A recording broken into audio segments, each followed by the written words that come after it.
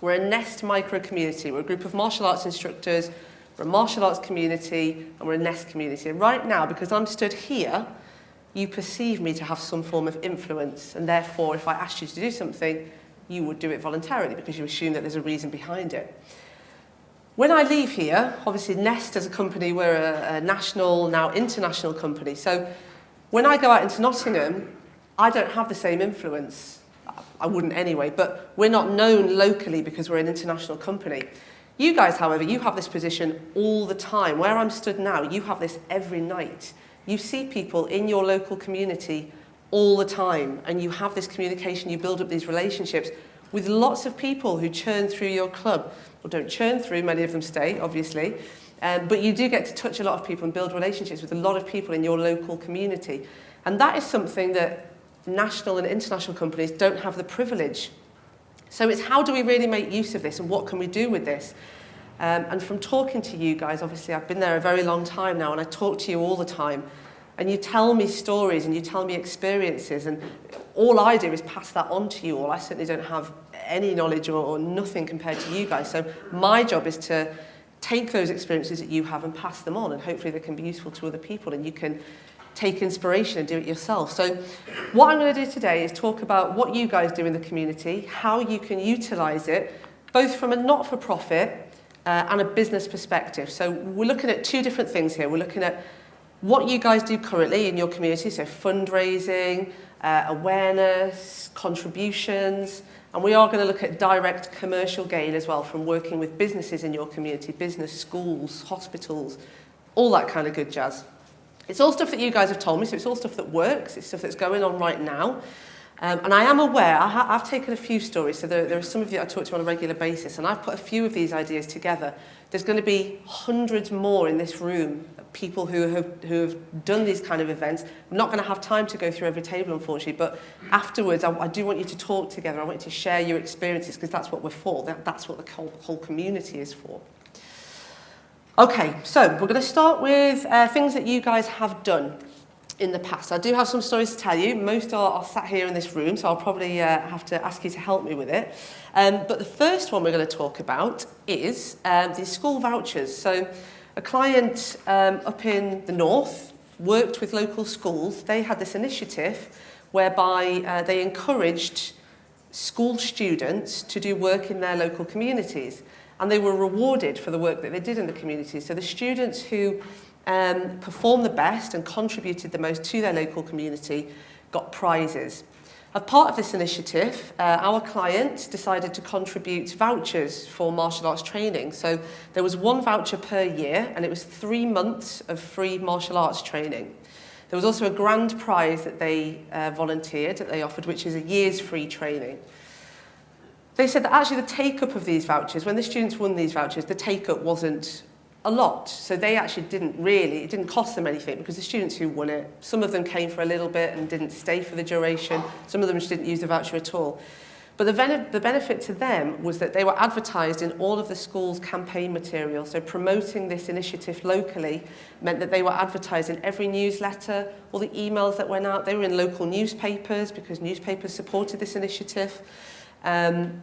And they actually, throughout summer, they got 20 new sign-ups, which historically, as we all know, is a very quiet time. So they did get direct sign-ups from this initiative. By the way, I'm not being vulgar enough to say do these community initiatives to get new students. You do these community initiatives anyway, but the byproduct of that is that you unintentionally do create better retention and get new sign-ups as a result.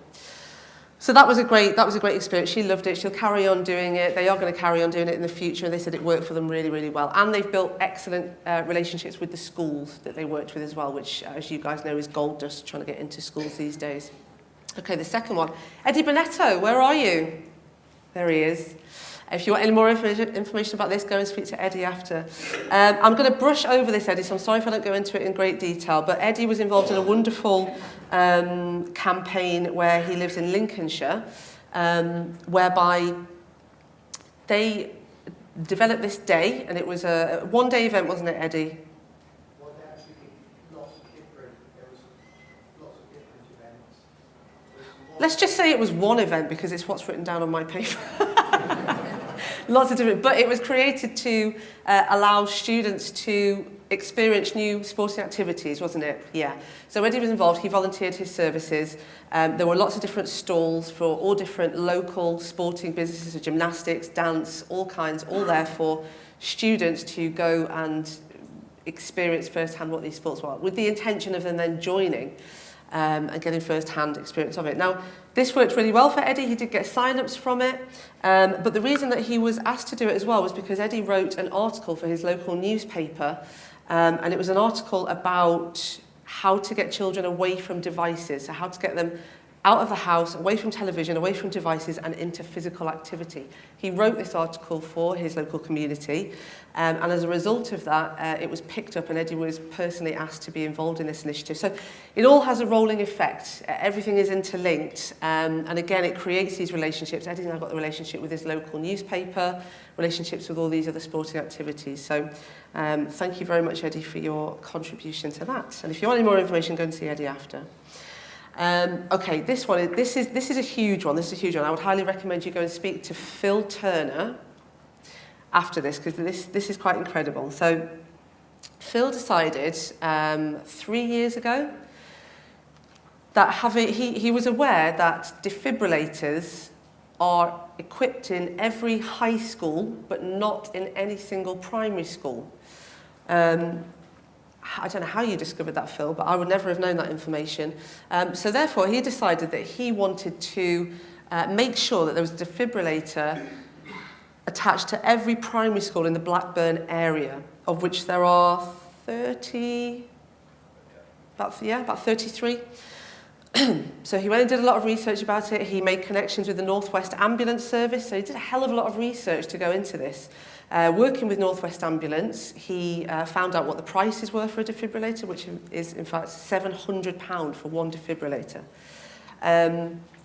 They were so impressed with his work and his initiative that they decided to offer free training. So it's all well and good equipping a school with a defibrillator, but how do you then use it? So they trained Phil and his team on how to use his defibrillators. So now when Phil's club fundraisers, which they do regular fundraising to raise money for these defibrillators, they can then go in and train the teachers on how to use them, which is essential. So it's absolutely incredible work. And now in 3 years, Phil has managed to put 23 defibrillators? Yeah, 23 defibrillators. He's got 8 more to go in the Blackburn area to achieve his ultimate goal. So it's incredible work.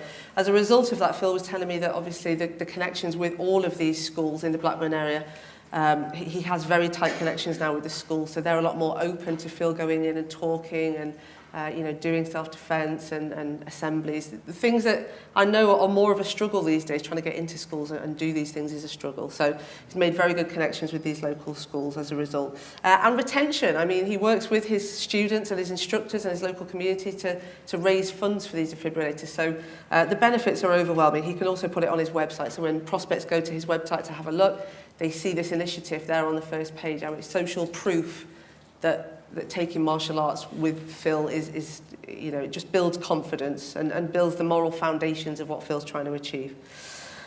Okay, so Wayne Baker, where are you? Come on, you're going to have to help me. I want to introduce you to... So this is Master Kudo, and this is an initiative that SESMA got involved in last year. And essentially, this will happen in lots of your local towns as well. We've got one here in Nottingham with Robbins, but do you want to put it down now, do you think? It's quite heavy, isn't it? Okay, thank you very much. Thank you.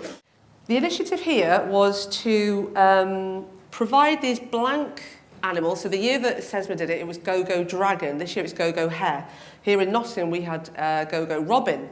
So businesses buy these blank, and they take them and they decorate them, and then they distribute them in their communities. So they have a catalogue of exactly where all these animals are placed, and children and families can go on a trail to look for these animals, and they can tick them off their list.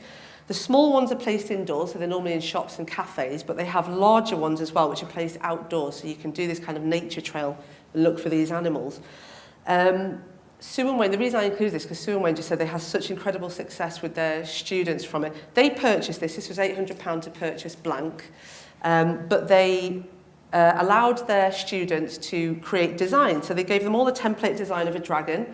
The students went away, filled it all in. They created all these dragons, which they then shrunk down, and they've attached them all over this dragon. So this dragon is entirely decorated with their students' work. So the students absolutely loved it because they can see their own work on this dragon. They were then put out there in the public, so the students can see their own work out there in the public. Sue and Wayne were telling me that they had a day where they named the dragon, so they brought everyone in and everyone had a vote on what the dragon should be called, which is why it's now called Master Kudo. So the student who won, they won a prize for giving the name. They also offered prizes if students could picture themselves. So the first person to go out and find the Sesma dragon and picture themselves with it won a prize, and also the student who pictured themselves with it wearing the club uniform, they won a prize as well. So fantastic for attention, fantastic for publicity and sign-ups. You've got all these people getting involved in the community and posting it on social media. And they get to keep it, so they now keep it in the club for all the students to see. So that was a really, really wonderful initiative. I like that very, very much. Okay. So that's a lot of the not-for-profit work. There's going to be hundreds more stories in here. So, as I say, talk to yourselves afterwards and discuss ideas that you've had. I'm going to flick through now, just looking at online. I know obviously when we say local community, online we know to be national, international, but you can also use it as a community basis. So there are lots of local community Facebook pages, for example. Really random one. I'm part of Italians in Nottingham Facebook page. You can get the really, really niche Facebook pages which are local, but you can be contributors to these pages. So with your self-defense, work with children, fitness, you can actually be expert contributors to these pages. Working with your local businesses. So we've looked at the not-for-profit. I've got very little time now, so I'm going to skip through this quickly.